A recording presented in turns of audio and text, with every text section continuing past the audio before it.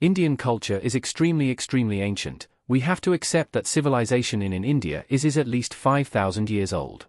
That is one of the mistakes in looking for a quote-unquote advanced civilization in the past, is that we tend to be looking for ourselves, whereas it's possible for a civilization to be advanced in other ways. Could the astonishing Kailasa temple at the Ellora caves, carved meticulously from a single massive rock, truly be the work of mere mortal hands?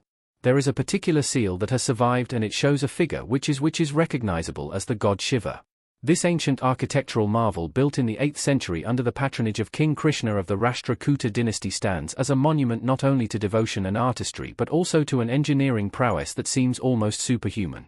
I think we're confronted by an enormous mystery with megalithic sites all around the world, and we don't understand them properly.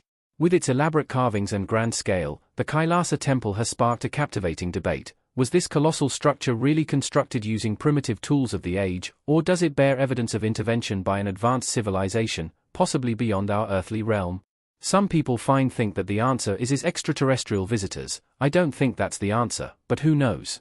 Tucked away in the basaltic hills of Maharashtra, the Ellora Caves complex is an architectural marvel of ancient India, spanning from 600 to 1000 AD. These caves house a remarkable blend of Buddhist, Hindu, and Jain heritage. Among them, Cave 16, better known as the Kailasa Temple, stands out as the crowning glory of the site.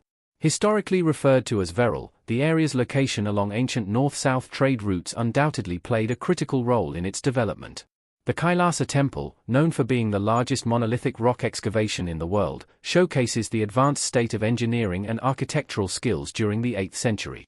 This temple was not built but rather carved top-down from a single massive rock, requiring meticulous planning and execution that speaks volumes about the capabilities of its creators. There are unexplained issues in our past which are presently not explained by the system that teaches us about the past.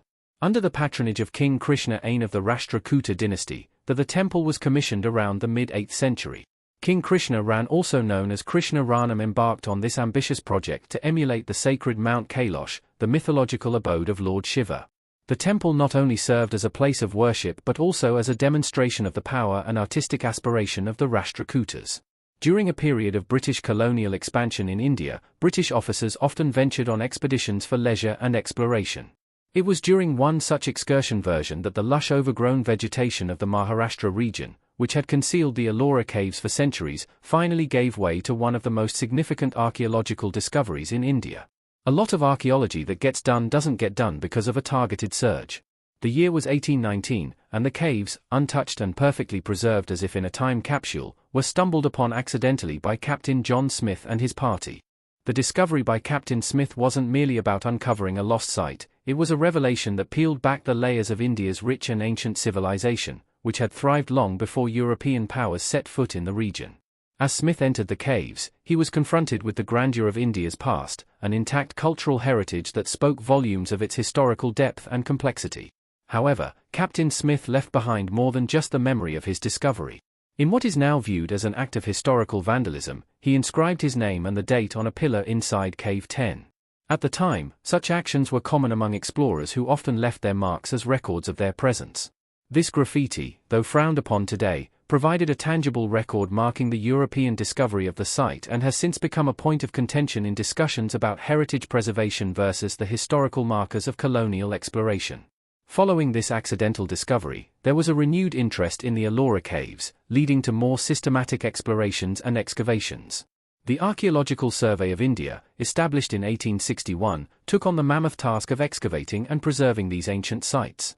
Their efforts were crucial in maintaining the structural integrity and historical accuracy of the caves as they faced the dual pressures of time and increasing tourism. Detailed studies and documentation efforts were spearheaded by early explorers and scholars like James Burgess and later Ghulam Yazdani. Their meticulous work in cataloguing the sculptures, iconography, and architectural styles has been compiled into extensive reports and books, which remain invaluable resources for Indological studies today. This comprehensive documentation helps ensure that the Ellora caves, including the magnificent Kailasa temple, continue to be understood and appreciated not just as monuments but as gateways to India's illustrious past. The Kailasa temple, also known as Cave 16 at the Ellora caves, truly stands as a testament to the ancient mastery of rock-cut architecture. This stunning structure isn't just a testament to grandeur but also to a unique construction methodology that melds religious devotion with unmatched craftsmanship. Unlike traditional buildings constructed from the ground up, this temple was carved directly out of a single massive rock, a process that required not only extreme labor but also precise planning. The effort to remove approximately 200,000 tons of rock from the site underscores the monumental human endeavor that went into its creation, likely involving hundreds if not thousands of laborers across several generations.